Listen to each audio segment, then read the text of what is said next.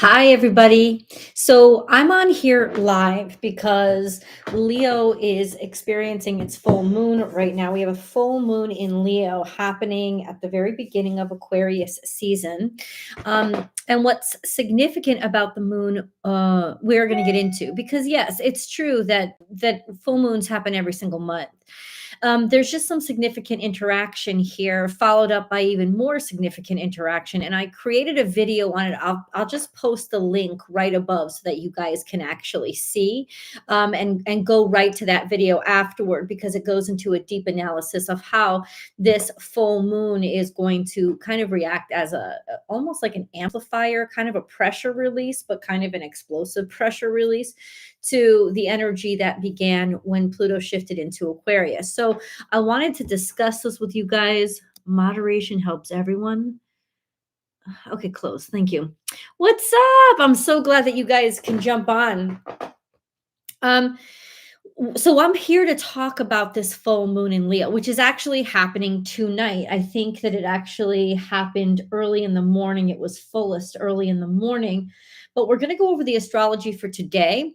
And then we're going to go over the astrology for the new moon that began the cycle that is culminating now and kind of releasing any of the toxins and the energy that we need to release that have built up from whatever we've been working on over the past 6 months.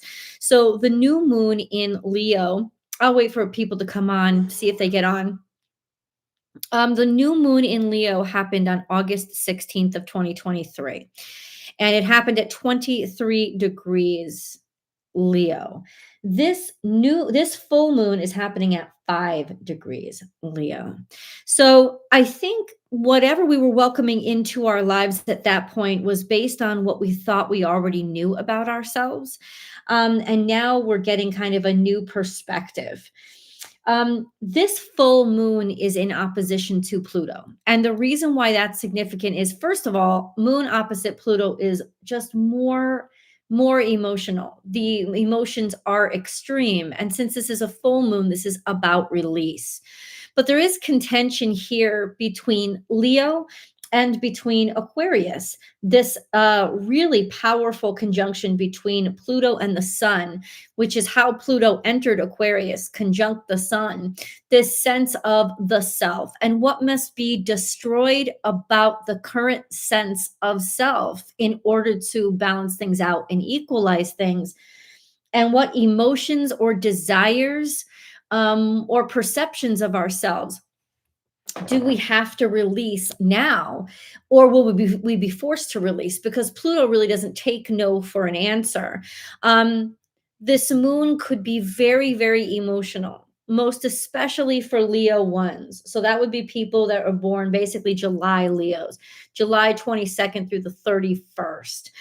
Especially emotional because, first of all, your natal suns are in opposition to Pluto for the next couple of years. And so this is already a tumultuous time in your life where a lot of things are being changed. But by things, I mean contention with regards to your sense of self, a sense of feeling like you have to fight harder or be more defensive or just not want to deal with the bullshit the way that you normally have. You'll really start to feel this desire to deconstruct yourself and throw out the things that aren't working, or whatever kind of toxins lie deep inside of you, they will be confronting you. So this could be a couple of years of really just confronting a lot of demons that you may not have known that you even had to confront. This is for Leo ones. And so what this full moon will do is become very emotional for you and will release and bring to the surface a lot of shit, because Pluto is really about crap. It really is about the toxins that we try to pretend aren't there and we try to push into drains and pipes or bury. And the full moon will kind of release all of that toxicity or give a valve of release. but it can be quite stinky and quite smelly. This is very powerful manifestation energy. So watch very carefully how you manifest or what you manifest. Hi, Carol. God bless. I'm a Leo ascendant. So I don't know where your ascendant sign is, but ultimately, because it's a Leo ascendant, people will perceive you as being very domineering and very powerful, but very domineering and controlling around this time. And it can cause a lot of aggression or conflict in your life, considering it's your ascendant sign. It may not be what your intention is. It's just people will perceive you that way. And because of that, you can find a lot more contention. This could also be a sense of changing the way that you look, or dynamic impacts or extreme differences with regards to your actual look or how you feel you look. So, a little bit of vanity can come into play there as well. Interestingly enough, when this cycle began back in August 16th of 2023, the full moon was actually conjunct. It was within 5 degrees. I'm sorry, the new moon was within 5 degrees of Venus. So this is very kind of powerful, potent, and maybe even romantic energy. And then there's this regards to Pluto, which isn't romantic, but it can get very obsessive and possessive. So it's like, where has this cycle led us? What toxicity do we need to release?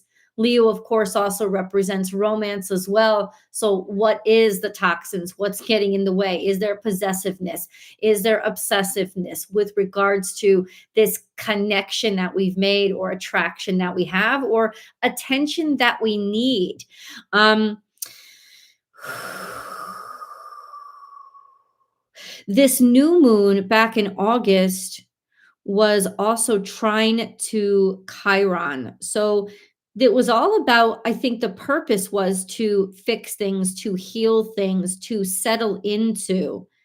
Um, to fix things or heal things. That's what I'm gonna say, but ultimately make peace with the past or issues that had hurt. And maybe it was trying a little too hard. And now when we come around, we're kind of like, now in the full moon, what things are working, what things are not, what things do I have to release, or all the emotions that have been pent up since that time. Um, Hey, Andrea, what's up? It's nice to see you on here. God bless everybody for being on. Feel free to leave comments. I will be looking at comments, often, as much as I can. Um, the new moon back in August was square to Uranus. This full moon is square to Jupiter and in opposition to Pluto. That's very formidable energy. It's very dominant energy. It's very, I'm going to get what I want at all costs. So, um, even if you don't intentionally cast spells right now, there is this energy of being reactionary and saying things, making statements, or starting things that you might not realize the power or potency of. So it's really, really important that you do manifestations right now with the things you only really care about and have really, really investigated. This is a time for reactionary kind of energy, but it's bad. Like, you should try to stay away from it and only do things that you're very, very certain of. It's almost like nothing's going to get in my way. Now that could be good too, right? Finally having that energy of nothing's going to stand in my way. I'm tired of things getting in my way. I'm going to find the power inside of myself to make something of myself. So this could be quite a beautiful catalyst for some of you as well. Taurus energy, certainly Taurus 2, Taurus 1s. So that would be what is Taurus? End of April. End of April. So April, say 22nd through May 1st. That would be Taurus 1s. Your natal suns are conjunct to Jupiter during this. They are also square to the sun and square to the moon and square to Pluto. So this could pose some interesting challenges for you, lessons for you, but energy has to be released here, especially with regards to the ways in which you want to use your current resources to use them better, to use them more resourcefully, to do what you can to expand yourself, to expand who you think you are, or what you think is right. So there does come this beautiful sort of opportunity to release or debut specific goals for expansion. Um, Aquarius. Aquarius ones, and that would be those of you born at the end of January, January 22nd through the 31st. You guys, your natal suns are conjunct to Pluto. They're also conjunct to the sun. All of your natal suns are conjunct to the sun, especially those of you born between January 22nd and 26th are conjunct to Pluto for the next couple of years. So, um, especially for you guys, I'm going to say that this is a fierce energy of a turning point in your life. And a lot of emotions might come out where you're just not willing to take crap anymore. Um, the moon in Leo can be very arrogant. It can be very selfish energy. It can be very selfish motives. And ultimately, I can't see you doing anything but tearing people apart if that's the kind of shit that they're pulling on you now. Um, yeah, you might be untraditionally unable to be as aloof as you would like to be. This would be a much more emotional time for you, where you are much more likely to not be cool or calm about anything. Um,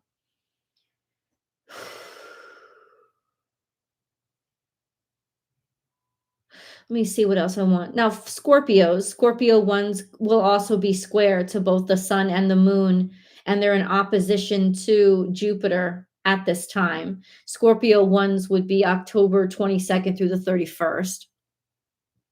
But nothing is conjuncting your natal suns.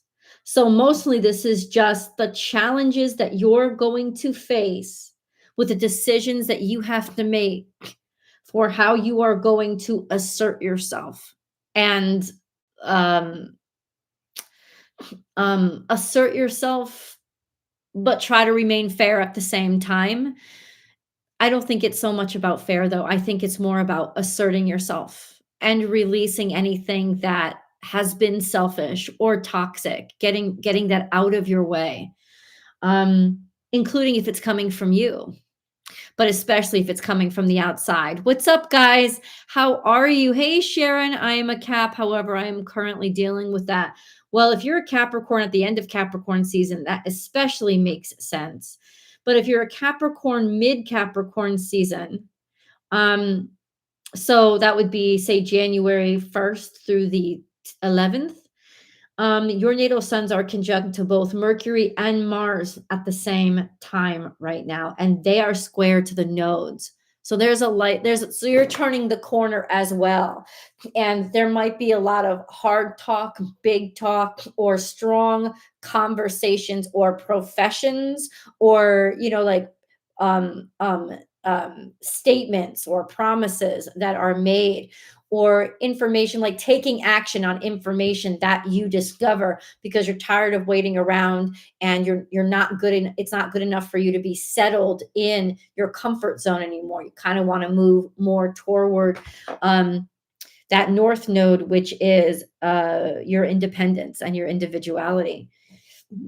I think it's interesting that back in August, when this new moon was happening, Pluto was trine to this same combination, because Mercury and Mars were conjunct at that point too. And Pluto was loosely trine to that while it was trine to Uranus. So there was definitely an understanding or conviction. And this was all in earth signs, an understanding or conviction of what needed to change, what innovations needed to be made, and what actions needed to be taken, and being willing to take those actions. But since it's earth energy, it's slow, it's stable, it's practical. And it's usually got to do with staying within the law. Now that Pluto has moved into Aquarius, there's a much more rebellious energy attached to that. And so it's almost like maybe what I tried to do slow and steady, I'm not so keen on waiting on anymore, or I'm not um like it's almost like I'm ready to make larger actions, take bigger moves. If I'm saying it right. I'm sorry. Let me get into your question. Scorpio sun, Cancer moon, Aquarius rising here. Hey, Justin. Pisces sun, Scorpio moon. What's up, guys? Scorpio moon's at 18 degrees. Your natal sun will not be, you won't be square to this. Um, your natal moon won't be square to this. But for those of you who have a Leo moon, like check your chart because this is very explosive for you. Because not only will Pluto be in opposition to your natal moon all year long, if your natal moon is in the beginning of Leo season, but you have a full moon on your natal moon. So this is going to be really personal for you, and it could kind of change the way you understand your own truth and reality. A lot could pop up. That's for Leos with their natal moon, because this is that would be your lunar return if your natal moon is located around 5 degrees Leo. That will be your natal return. And Leo moons are already very difficult. They're very challenging, and this could blow it apart.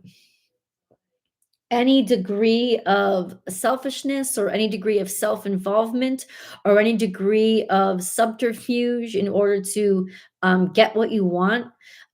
This is powerful moment, but it could also be a moment of expose. It could just also make you way more determined, but that kind of determination could lead to severing ties that you didn't want to sever and destroying things that you didn't want to be destroyed. So watch how reactionary you are and how desperate you become around this time, because you could become obsessive and take things to the extreme that you will not be able to undo or fix later on. Just an FYI, any kind of emotions we release when they're in opposition to Pluto are going to have a permanent impact. And that's why I say it's going to be harder to control our emotions, but it's going to be more important to do so.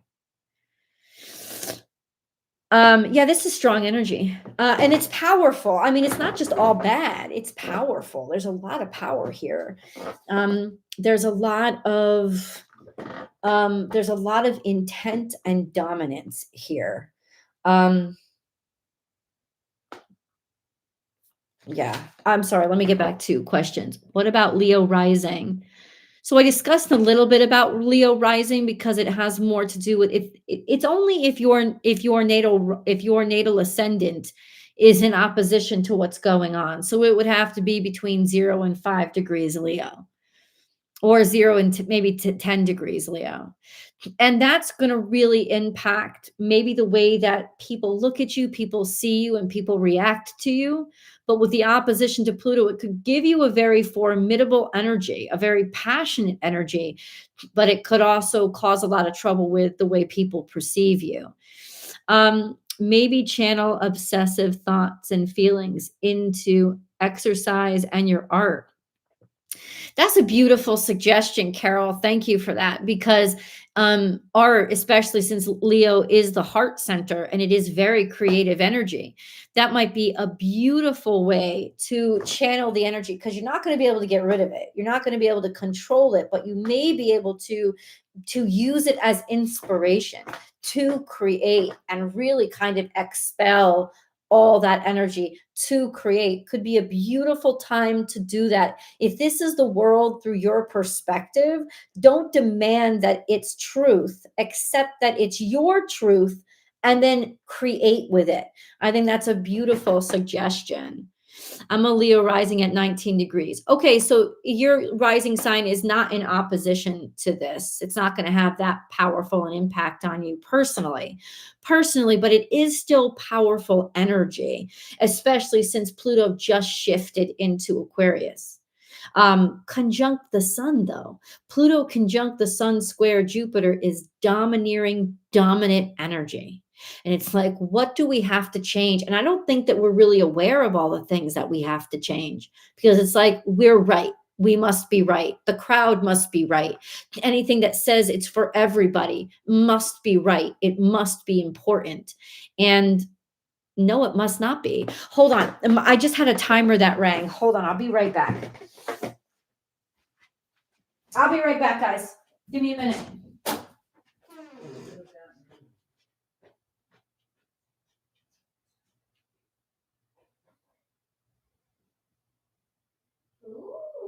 Ooh, that was 30 minutes. Yep. Holy crap. All right. Well, is it brown on top? Golden?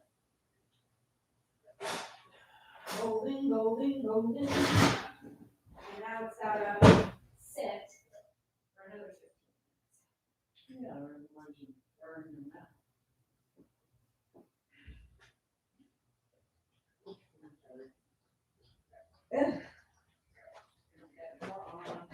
I got my bra on. You can hear me, guys, right? I made shepherd's pie, and I had to take it out of the oven. I didn't realize it was going to happen so quickly. So, yeah. So this is pretty intense energy. Pluto trine to things is more, you have a harmonious impact over people, or it has a harmonious impact, like it's an equalizing, stabilizing energy. Um, but in opposition, it's all about challenge. It's all about confrontation. It's all about dominance, or prominence. So this is really interesting energy because it focuses on Leo. And the thing is this, Leo moon is different than Leo sun.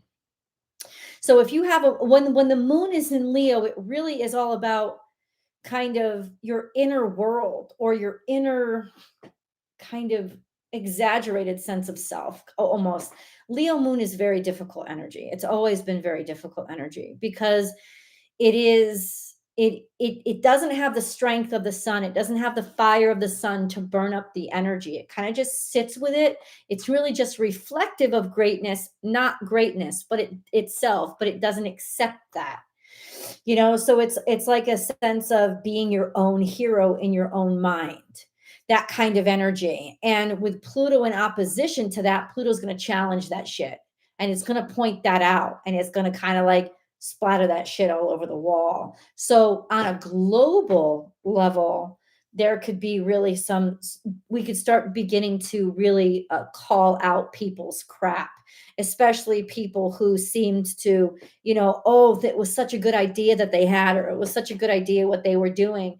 But if it was really just based on arrogance and ego, or an exaggerated sense of self, especially square to Jupiter, there could be some major confrontations and exposés that are going to start to kick off, especially after this energy releases. Just an FYI. So I baked a shepherd's pie. So what did my sister say? A cottage pie is baked with beef. A shepherd's pie is baked with lamb. I used a pound of beef and a pound of lamb. So I guess it's a shepherd's cottage pie. And that's what I was baking. Do you mean we'll all be facing ourselves? I think we'll all be facing our own arrogance. I think we'll all be facing, yeah, we'll be facing our own. I think it's arrogance. I think it's a super inflated sense of who the fuck we are versus what we really are and what we're really doing. That's what I think we're going to start to face. And there's a lot of comeuppance there as well. Hey Darcy, what's up, sweetheart? Sun, Moon, Scorpio, Mercury, Sag, Venus, Aries, rising, Jupiter, Aquarius. Sun, Moon, Scorpio, Mercury, and Sag. Okay. That's a lot. I don't think I really understand. I'm not following. Sag, Venus, Aries, rising, Jupiter in Aquarius. So it depends on where your Jupiter in Aquarius is. Your Jupiter in Aquarius could be, if it's early Aquarius, it could be conjuncting Jupiter, right? It could be conjuncting Pluto, or it will be conjuncting Pluto, um, Jesus. I mean, Pluto's going to be there for the next 18 years. So it depends on where it is. Um, Good to hear you put that. Oh, thanks, Carol. Hey, Andrea, my Leo is in your Jupiter is in Leo, you mean, at 27 degrees? It's good. 27 degrees Jupiter is in Leo is fine right now. But in the next 19 years, your Jupiter will be in opposition to Pluto. And that'll make you somebody to be reckoned with because that's um, you know, that's just you're not going to take anything but exactly what you want or a super inflated sense of what you deserve. So that could be very powerful as well. Mercury in Scorpio. Okay, Darcy. And then Aquarius with a Sag stellium. Oh, that's not actually great energy. There could be a lot of progress and expansion that you experience right now, at least over the next 20 years of your life, especially with a Sag stellium, because that would mean Pluto at one point over this next 19 years is going to be sextile to a lot of your natal placements.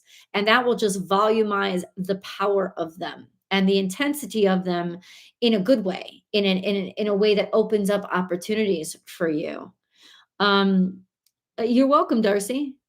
3 degrees in Jupiter? You mean Jupiter is 3 degrees? Where's your Jupiter? A Jupiter in Aquarius. Yeah, so if your Jupiter is at 3 degrees Aquarius, then Pluto and the Sun are both conjunct your Jupiter right now. This is going to make you like fly high, super powered kind of energy. That's what it's gonna feel like. You're welcome, Sean. I'm feeling it as with your Pisces reading. I'm working on myself and keeping it real and grounded. I hope you're doing well, though. I know you just made a lot of changes last year, so I hope you're doing well. So basically, that's what I came on here to really chat about. This new moon is a good time to detox, right? Anytime we're dealing with Pluto, it is a great time to detox yourself.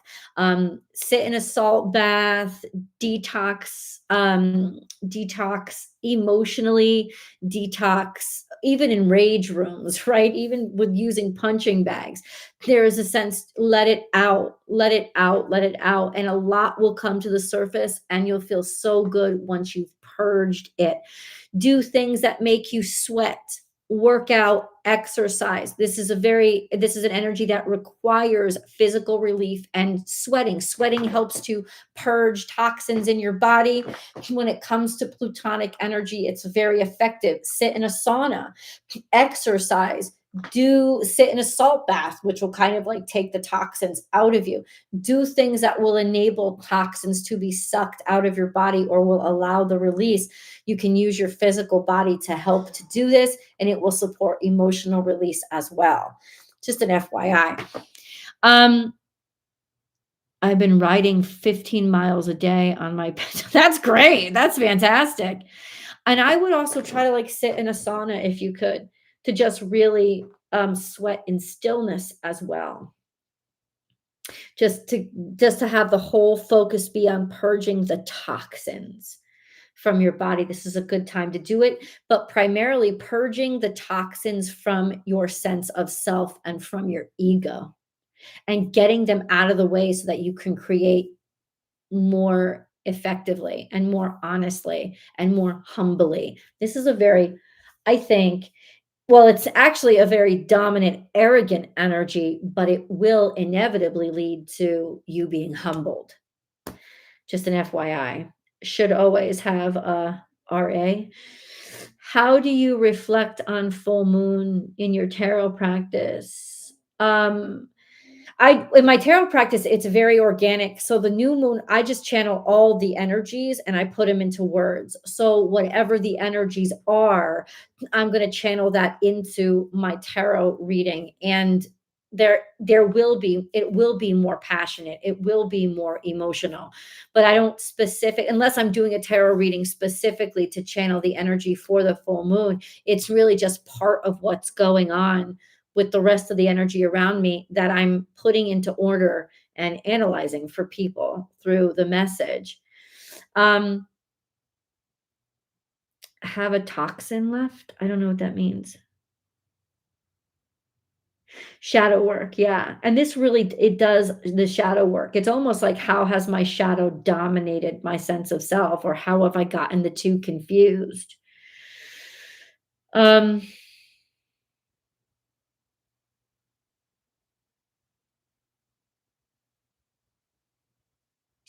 that's great, Andrea. That's beautiful. That's really beautiful. Being around the water, especially as a Pisces, will always help to balance out your system. Now, what is Neptune doing? Interestingly enough, Neptune is largely, um Neptune isn't really well, it is actually sextile to Pluto. Technically, it is within 55 degrees of Pluto, so it is sextile to Pluto. Now, the sextile to Pluto between Pluto and Neptune just means they're fucking tag teaming people. And Uranus will get back into that tag team as well because it's going to be moving forward by the end of soon. Actually, soon. Hold on. Let's get back to months.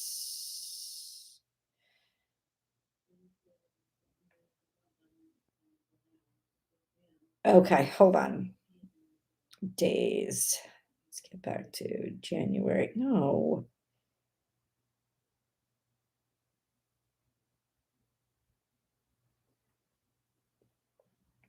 I'm sorry. So this is the full moon day. Hold on, hour.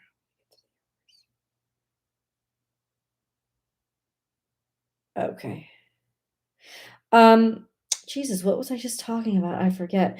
Um, Uranus should be going direct soon, is what I'm saying. Yeah, Uranus is going direct in 2 days. So Uranus will start to get back online as well. And toward the middle of this year, it will start being trine once again to Pluto. The whole Pluto trine Uranus, Pluto sextile Neptune is setting us up for a lot of destruction in terms of destruction through the sea, destruction through the water in order to purge the water and heal the water and clean the sea, changes or innovations that need to be made, especially with regards to our ocean and the toxicity that's been built up in it, and how the planet will react if we don't do what we need to do. So, innovations around those things will really be helpful and could really purge and help to heal the planet. But if we don't do that and we ignore it, there could also be a lot of fallout with regards to it. Pluto and Pluto teaming up with Uranus is, of course, dynamic changes through technology. That's what it is. So that will be interesting to see once Uranus kind of starts to move direct and starts to get more in that tighter trine with Pluto. That will be interesting to see how but it's not that we'll be able to see that instantaneously. That's kind of generational movement. It'll take years for that to sort of play out, but it'll be interesting to see how it starts to set itself up.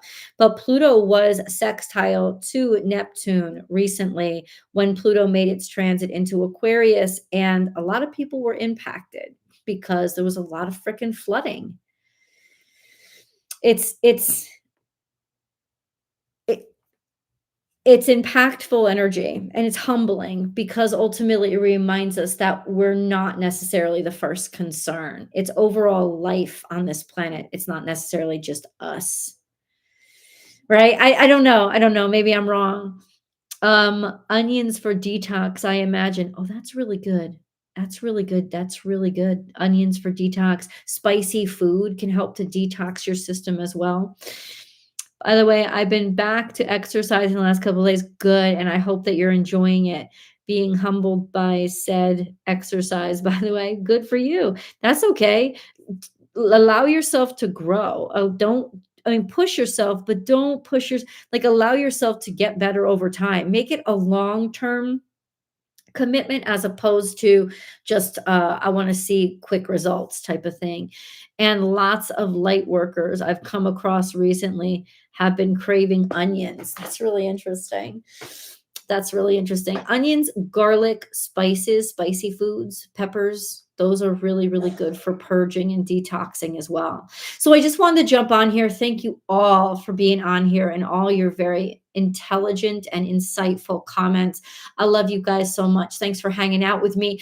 And yeah, please leave comments below all year long to see how this energy starts to play out in your life. Love you guys. Have a great day and enjoy your full moon.